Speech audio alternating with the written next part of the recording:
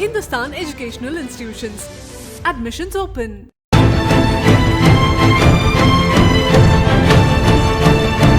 மிளகு விவசாயம்னா மலையும் மலை சார்ந்த பகுதிகளிலும் தான் விளையும் என யார் சொன்னது?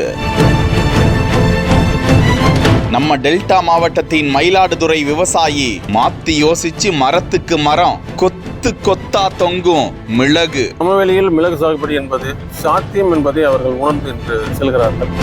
டன் கணக்கில் லாபத்தை அள்ளி மற்றவர்களுக்கும் விழிப்புணர்வு.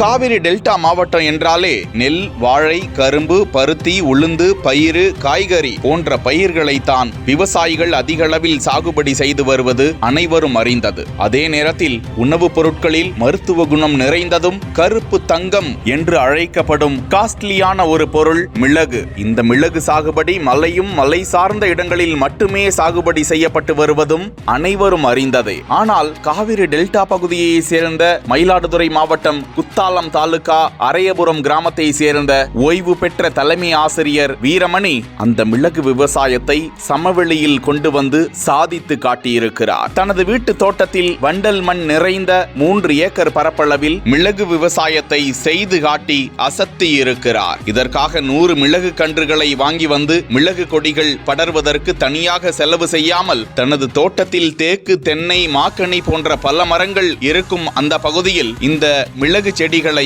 இடையிடையே நடவு செய்தார். 3.5 வருடம் அது மகத்தான அறுவடையை தந்திருக்கிறது. ஒரு மரத்தில் பரவ விடப்படும் மிளகு செடியிலிருந்து 10 கிலோ பச்சை மிளகு அறுவடை செய்யப்படுகிறதாம். மொத்தமாக விவசாயி வீரமணியின் தோட்டத்தில் 400 மரங்களில் மிளகு சாகுபடி செய்து கடந்த அறுவடையில் மட்டும் நல்ல லாபம் ஈட்டியுள்ளதாக தகவலை வெளியிட்டிருக்கிறார். இத்தனைக்கும் மிளகு சாகுபடிக்கு பெரிய செலவு செய்யாமலேயே தான் கொள்ளை லாபம் பார்த்து வருவதாகவும் தகவலை வெளியிட்டிருக்கும் வீரமணி ஏராளமான விவசாயிகளும் மிளகு சாகுபடி செய்து நல்ல லாபம் அடையலாம் என்றும் ஊக்கப்படுத்துகிறார். மேலும் அரசும் இதனை ஊக்கப்படுத்திட வேண்டும் என்றும் வேண்டுகோள் விடுத்துள்ள ஓய்வு பெற்ற தலைமை ஆசிரியர் வீரமணிக்கு பாராட்டுக்கள் குவிந்து வருகின்றன.